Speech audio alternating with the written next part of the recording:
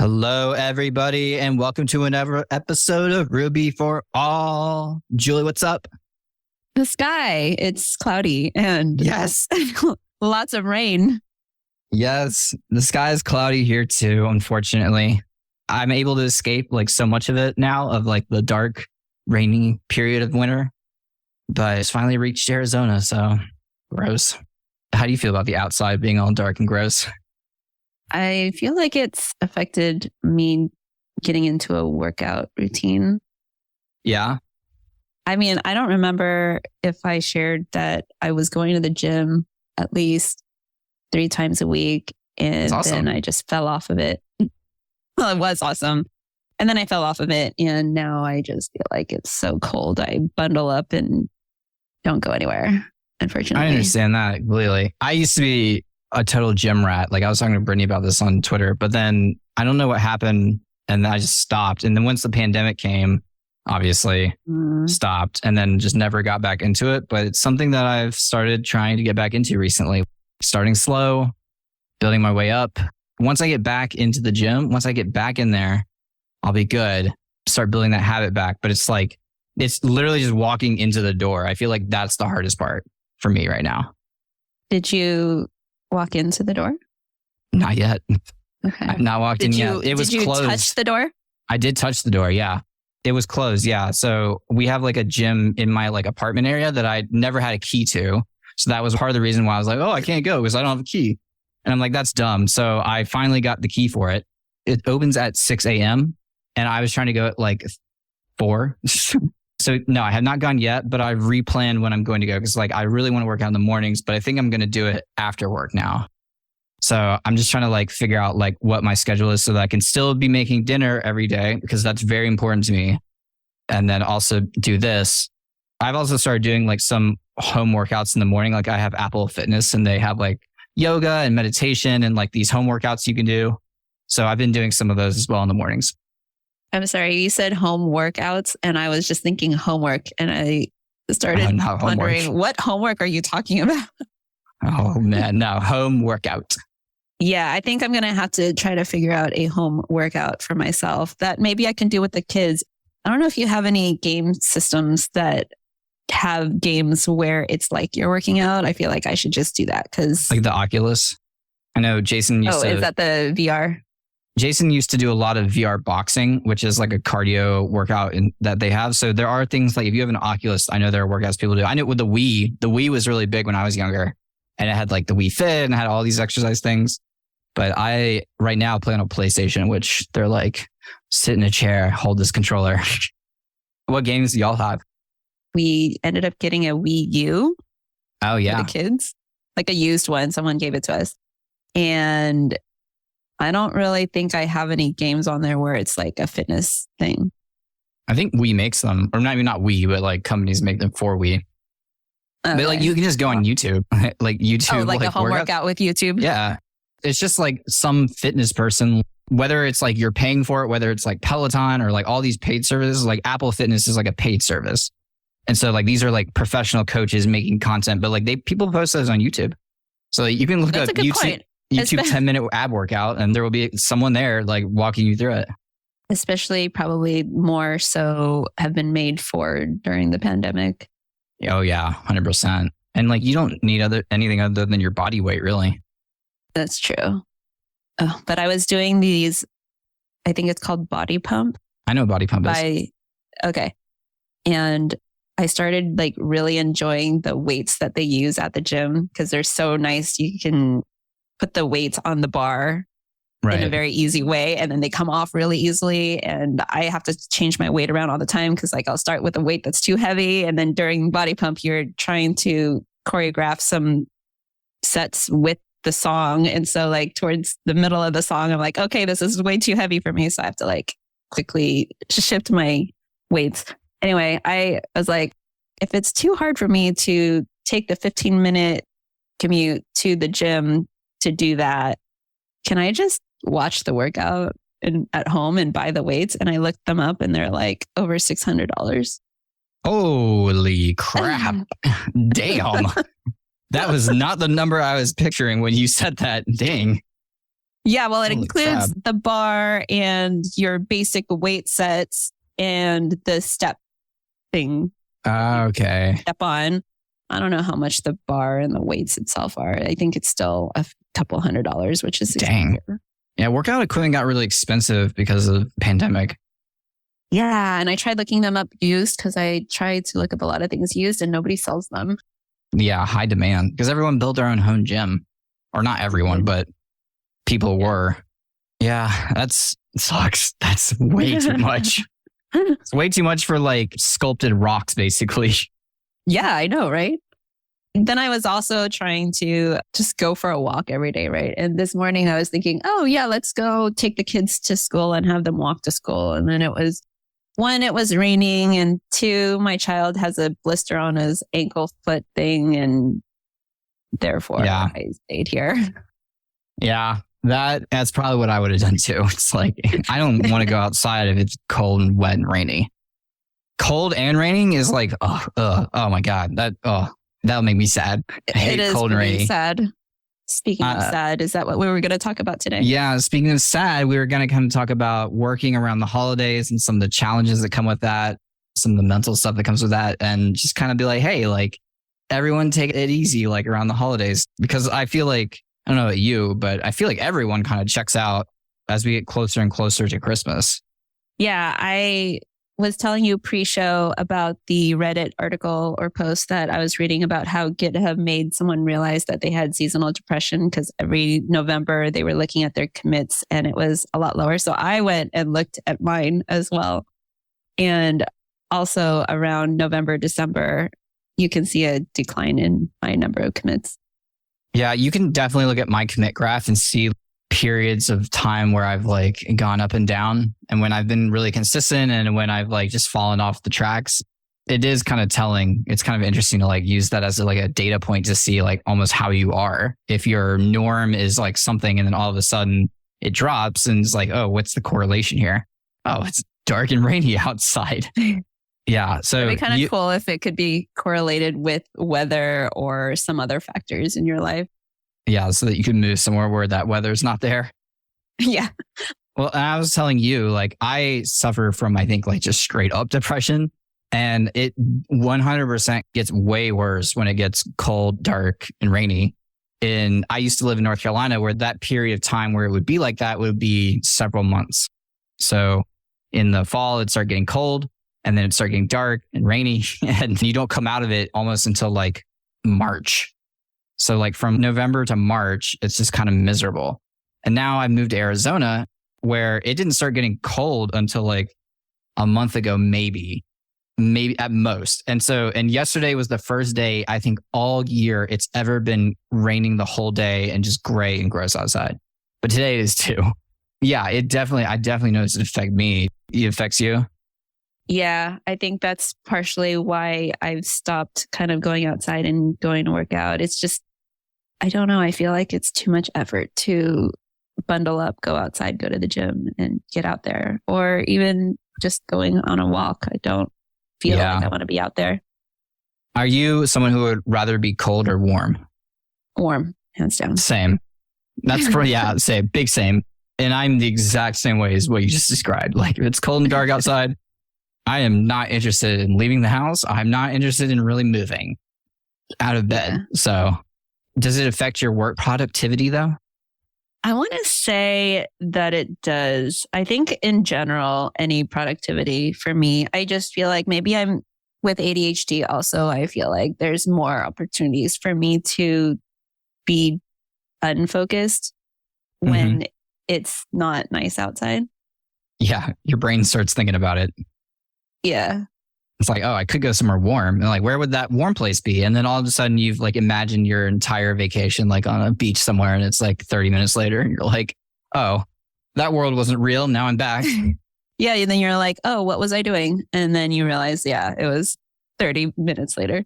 So I can't remember if I told this story on Remote Ruby or this podcast, but I've always struggled in December and November really too. But this year, for the first time, I was really looking forward to December.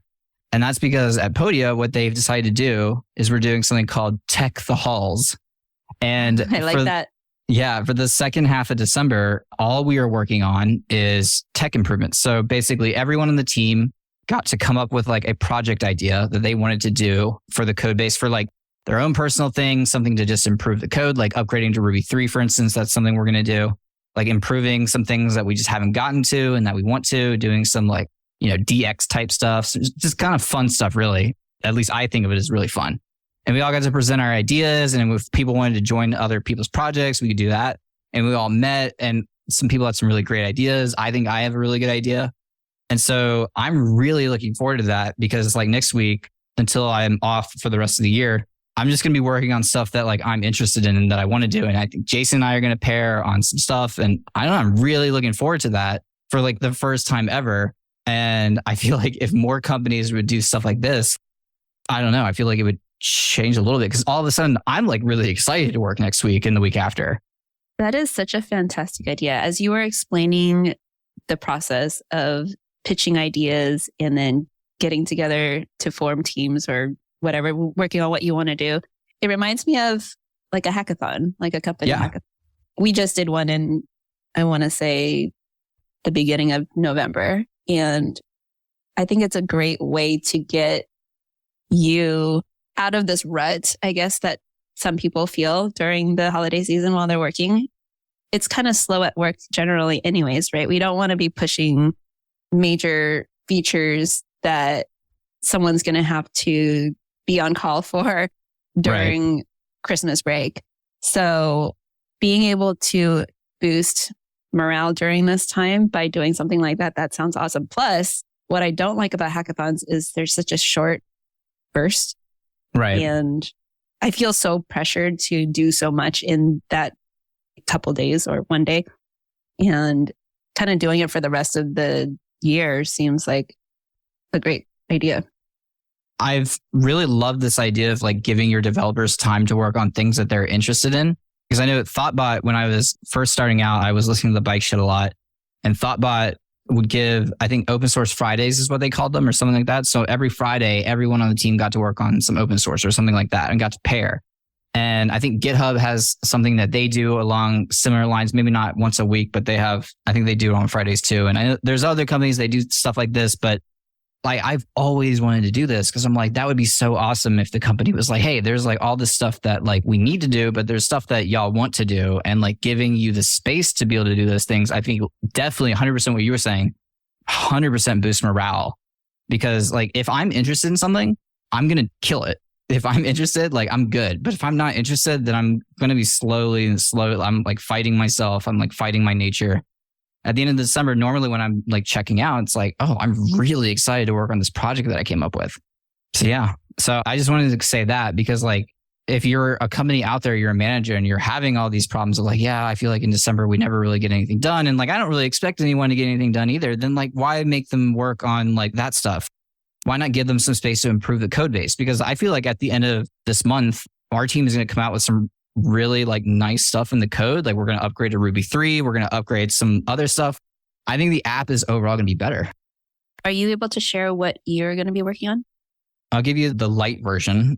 Basically, Heroku has webhooks that it gives out on certain events in the system. And so we're using Heroku for our deployment service.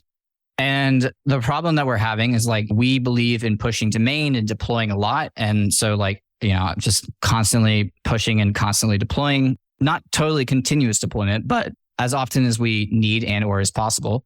And a problem that we're having is like, we have a pipeline in Heroku and there's a staging. And once you can test stuff on staging and then you can promote it to production. And so anyone who's using Heroku is probably kind of familiar with this workflow. And the problem that we're having is that a lot of things are getting to staging, but there's a long time because of like CI and because of building the app. And that's something that we're also going to try to do is drop that build time a lot, but it can take quite a while before your thing is actually there. And we also won't push it to staging if the tests fail on main. So like there's all these reasons why like I push up and I'm like, okay, I need to deploy this when it's ready to go. And then I'm like, all right, while I'm waiting, I'll do this thing. And then it's 4 hours later and you completely forgot. The problem that we're having, it's not really a problem. It's just like, we want to optimize this is that, things will start piling up on staging. And like, if I'm coming one morning, I'm like, I need to deploy. you've shipped a bunch of features and like someone else has shipped a bunch of features and like, I don't know what y'all have done, right? So I only know what I've done. So if y'all were supposed to like maybe run some rake tasks or change the feature flags when deploying, and I don't know that and I deploy your stuff, you can wind up in situations like it would be better if like the amount of code that goes out is a lot lower than sometimes it gets to just because that we forget to deploy it. And so what I'm going to do, because Heroku doesn't really have a good way for notifications on this, is build like it's basically going to be a little AWS serverless function, I think right now, where it will receive the incoming webhook from Heroku. Because like I said earlier, Heroku will send out webhooks for certain events that you can subscribe to. And I'm going to set up a little serverless function that will receive that webhook, take the relevant information out of the body, and then create a Slack message and ping the person who created the commit that now is finished building on staging, and be like, hey, Andrew, this commit that you push with like maybe a link to the commit in GitHub is built and ready to be deployed on staging. Here you go. Or if it fails, like I can maybe alert myself about that too, which I haven't seen a build fail other than for something I accidentally broke with the gem file. So that's kind of what I'm doing. It's like a more robust notification system for our Heroku deployment stuff. That sounds really cool. On the one hand, you are taking the time to build something you want to do.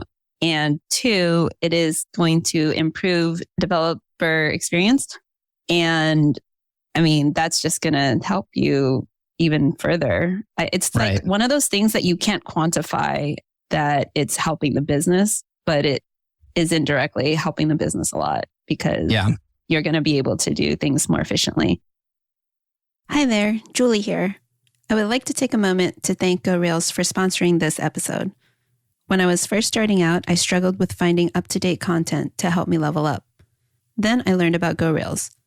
Not only does GoRails provide new screencasts weekly, they also have 2 fantastic instructors that break down complex topics into digestible chunks. On top of that, I really appreciate when they explain the whys behind the subject. One of my favorite walkthroughs is creating your first Ruby gem from scratch.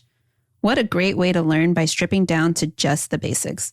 If you care about leveling up as a Ruby engineer, you can't go wrong with GoRails.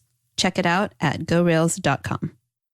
I remember building a little Slack notification thing using webhooks myself or something like that, where I get notified in a specific channel for one of the repos that we push to. And I thought that was a lot of fun, actually. It is a lot of fun because you get to play with Slack bots, and like the Slack API has all this really cool stuff. You can do messages, even add actions on them and stuff. So there's a lot of like really fun, creative stuff you can do on the Slack end alone. And then I get to kind of play with this serverless function idea, which may not end up working out, but I think that's the best way to do this. The problem I'm having is that Heroku sends this webhook very specifically, and I can't change anything about the headers on it. And if I could do stuff with the headers, I could maybe just use GitHub Actions to do all this. But because I can't, I kind of need a server somewhere. So I think a serverless function might be perfect for this because it doesn't need to be running all the time. It will cost very little to run this. And if it doesn't work out, then I guess I'll create like a Sinatra app or maybe even a tiny little Rails app. Yeah, that sounds more challenging than what I had to do. I don't really fully understand serverless functions. A serverless function, I don't want to get into a huge talk on serverless functions, but it's basically, they all have a server somewhere, but a serverless function is basically, typically a lot of them run on AWS Lambdas, which is kind of like a lot of services will like bake their thing into that. So like, for instance, Vercel has serverless functions, but it's really just AWS behind the hood. And they just kind of give you a way to interface with it. And so it's some server code that will run and execute like it has a server, but your app doesn't have to have a server. So like I could use like a static website. Maybe I want to sign up people for my newsletter and I need to use an API to do that. So like I need to send this API, the name and the email. And then if the name has already been signed up, I want to return an error, for instance, and like all this stuff. So like I need a secret there, right? I'll need whatever token it is to send to that service. And so the problem with that, if it's a static website, for instance, like there's no way to obfuscate that, to hide that because it's static. So it'll just be there. But for a serverless function, they can have access to environment variables and things like that. So in that instance, what the little service function would do is like maybe just take in the parameters and then post the API, receive the error back and just return it as JSON. So like it's just kind of a way to interface with at least that's what I have been using or been thinking about them as, is like a little way to like add a little tiny bit of server functionality on top of like a otherwise static thing. Nice. Cool. One last thing I'll say about them is like you only get charged for when they run. So if you have this function to sign up people for your newsletter, right? If I was to make a Rails app to do that, it's going to be running. It's always going to be running. It's always going to be consuming services. It's always going to be blah, blah, blah, blah, blah. All these things that it has to do for a service. It will spin up when it needs to, and then it will stop when it's done. And so every time you need to use it, it'll start and stop. And so that's why you won't have the same cost necessarily as you will with a long running server. Although you run in the instance where if you all of a sudden get like major influx of requests, like you could really shoot up your costs without expectation. But that's just one thing when people are thinking about whether to use serverless functions or not. That's one thing people consider is like, oh, well, they only run when they need to run. So it's cheaper sometimes. Makes sense. But going back, I'm going to just swerve, going back to kind of just working in the holidays. I don't know. I think we need to have some grace for each other and some understanding. If you're not going to like offer like a fun way for your developers to work on things that they're interested in because you need to do features or whatever, like, I don't know, find something fun for them to do, or maybe give them one day to like do something together or to hang out. Or one thing I really love that Podia did one time is like, I don't remember what the exact occasion was. I think whether we reached like a milestone or something, but one day they were like, hey, everyone use the company card that's in our 1Password and everyone go buy yourselves and your family dinner and like just send us the invoice. So things like that can go a long way for boosting your team's morale. Yeah. So our company, well, I don't know how long, because I was out for a few weeks because I had gone to RubyConf Mini and then Thanksgiving happened. But the company just gave us a week off for Christmas, which was really nice to have because it wasn't in the calendar before. So it was nice. To yeah. I mean, like you get the whole week off. And that was all exciting, right? It felt good. Yeah. Well, I had already requested the time off. So for me, it was like, oh, cool. I can rescind my time off request. But it was also a very nice touch for the company to think about their employees in that way. I also really like the go expense dinner for your family or something. It's just something that is a small gesture, but I think goes a long way. Obviously, certain team sizes like that can obviously be a lot of money. But for our smaller team at Podia, it was awesome. And I think everyone really enjoyed it. And they were like, hey, and all we ask is that you send a picture of whatever you got and post in this channel. So like for this whole weekend, like everyone's sending like dinner with them and their family or the food they got. And like, it was just really cool to see. And it felt like a shared experience, even though we were all doing it separately.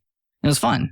So yeah, I just want to call that. I know I'm harping on Podia a lot today, but fun things like that. They didn't have to do that, but they did. And the whole company, I think, really appreciated it. And I think a lot of people got some great experiences out of it. So think of ways to improve the lives of your employees around the holidays. Do stuff. I mean, even like if you're a manager, you can think of something small. It doesn't have to be you don't have to buy anything. You can make even like a virtual Christmas card. If I got a Christmas card in the mail, I'd be like, really? Someone send me a Christmas card that feels good. It doesn't have to be big or small. It's just like, hey, like just let people know that like, hey, this is a stressful time for people. Families coming in. And if you have your own family, you got to think about buying things and like traveling and all this stuff. Take some empathy and be like, hey, like everyone's kind of going through a lot right now. It's a busy time of year. So like, let's just take our foot off the gas a little bit, slow down, and maybe do one thing nice for the people that you work with. I don't know. I like that a lot. I didn't expect all this, what do you call it? Empathy coming from you. I don't know how to take that. I'm going to take it as a compliment though.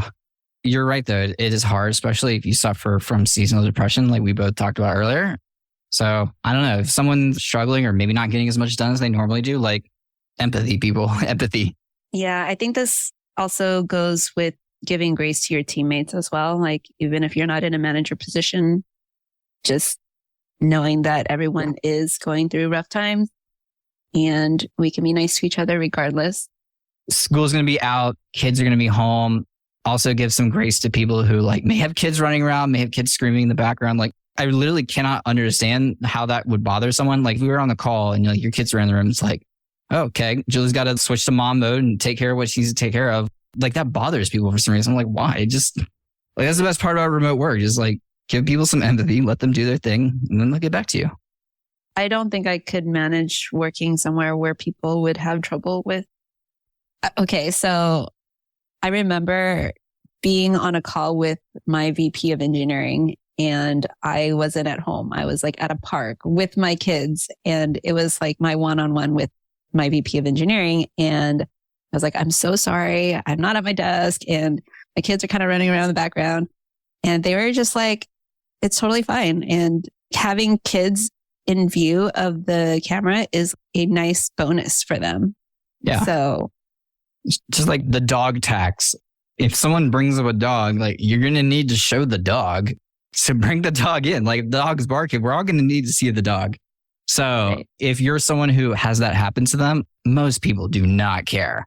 If anything, it's funny. Like, I don't know if you've ever seen this viral video of this guy. He was at home, like on an interview on like some news network. And like you see the door open and his like daughter runs in and like his son runs in and you see like his wife freaking out, like running in the background, like trying to grab the kids and running out. And the guy's like, I'm so sorry. And the news anchors were dying laughing. And I watch that clip all the time. It's like cute. It's like, who cares? I have not seen that. I think that that's really cool. I'll try to find it for you. I'll try to find it and we'll stick it in the show notes if I can find it so that everyone can experience it. I remember one of my kids would just be silly because they didn't want to be in the camera view, but they want to bring these funny toys and put it behind the laptop. So they're standing behind the laptop, but then they put the toy in the front so that everyone can be like, they're like, what is this that you're playing with? It's cute. So just know that's probably going to increase for people who have kids and families, and just be okay with it. Really doesn't take any time out of anyone's day to just, I keep going back to the word empathy. It's like, hey, we need to have some empathy for each other around the holidays. That's what I'm here to preach. Yeah. I feel like I can't stop thinking about what I said to you when I said that I didn't expect that coming from you. Oh, I was like, why did I say that? It's fine. People don't expect it from me. That's why it feels good to have it. You're right. Someone who looks like me typically is not filled with empathy. And there are some times where I'm not, but for like this, I do. Because I care about my coworkers and I care about your coworkers in a weird way, like by extension almost. It's the holidays. It's like, do something nice for someone. Go out, volunteer if you have time. Like however you want to do it. Buy someone a Ruby book and just give it away. Be nice to your coworkers. Give your team something fun to work on. Let them know you care about them. Because going all the way back, like we said, a lot of people are struggling around the holidays. And so just be mindful of that. That small gesture that you might do as a manager, as a coworker, as a friend, whatever, could really make a difference. So that's what I got. That's a really good got. There was only one other question that I had, and that's the Tech the Halls that your company does. Is that annually every year? I'm not sure. I don't know if they've done it every year or if this is the first year or what, but I'm assuming that if it's a success, it'll become an annual thing. I have not been at the company. This is my first December at the company. Like I think I joined in February. So like next February will be my 1 year. So I'm not sure. I don't think so though. You'll have to give us an update. Yeah. How it all went. And I definitely will. Shout out to our CTO, Jamie. Like I said, I'm really looking forward to this. And it's hard to get, well, it's not hard to get me excited, but it's hard to get me excited about, not about work, but about this excited where I'm like, I've already been thinking about it. I made like a huge plan already. I've got diagrams like that I've been working on, like preparing for it. Like that level of, it's like got me into like ADHD focus mode. And it's kind of rare to get me into like that type of like that level of enthusiasm and that level of excitement, that level of focus this late in the year. And yeah, I'm very excited. That's pretty amazing. Yeah. It would be kind of cool to learn how it gets implemented, I guess. How could I bring that back to my company and kind of suggest something like right. this? I mean, that's why I brought it up, because I feel like a suggestion is maybe sometimes all it takes. Like there are companies who will not do this, who are not interested in this, who will never do it. And that's just the way it is. The companies I've tried to get this into in the past were not interested in doing it for one reason or another, right? And we need that productivity. Well, blah, blah, blah. Well, blah, blah, blah. Like excuse. And that's fine. And that's their prerogative. But if they want to retain engineers, there's a level of fulfillment that we need in our jobs. And like doing fun stuff like this is fulfilling, which it is to me. And a lot of engineers are very creative people. I don't know, it's just like a way to almost express yourself and also maybe fix something that you've been annoyed about but haven't had time. I guess the way I would bring it up of like, hey, have you ever thought about this? What would this look like? What if we just had a week where we like fix all. And I think the best thing is to come with like examples of things that could be done. Oh, well, we've all been wanting to like make this Rails upgrade. We've all been wanting to do this Ruby upgrade, or we've all been wanting to like add this DX feature. We've all been wanting to change this or this. If there's things like that, which I guarantee you, if you ask your engineers on the team, a lot of them are going to have a list of ideas like they can pull right off their head of things that they would love to do if they were given a week or a few days to just sit down and do it. So, I mean, you don't have to start with a month. You could start with a day, a week, whatever, and just see if they're open to it. And some of them may have never thought about it. And some of them, it may be a struggle because of the company and the organization, but I feel like it kind of just starts with a conversation with your manager. Have you ever thought about this? Here, I think these would be beneficial. And yeah, I will definitely give a status update on how it went, maybe more logistical stuff. But like I said at the beginning, it started off with, hey, everyone, we're going to have a meeting on this Friday. Come with ideas for things you want to work on. Jamie had already told us what we were going to be doing. So it was like, hey, on this week, this is what we're going to be doing. Next week, we're going to have a meeting, come with ideas. And then during the week, we were all posting some of these ideas into a channel so that other people would be like, oh, hey, I don't have an idea, but I would love to work on that. So, and then we all presented them. And then obviously someone's got to be like, okay, no, we shouldn't do that. But this idea is really good. So there has to be some level of gatekeeping, I guess, maybe. But yeah, so I will give an update once it's over and let y'all know how it went. Sounds great. I think I want to also pitch it to like my small immediate team first, see what my manager thinks about it. Yeah, I'm very excited. So who knows? Cool. Well, I think that's it for us. You got anything to say to the people? I don't know when this is going to air, but happy holidays. Happy holidays. If you're celebrating, and be kind to everybody. Be kind. I think we can end it right there. See you all next week. Bye. Bye, everyone.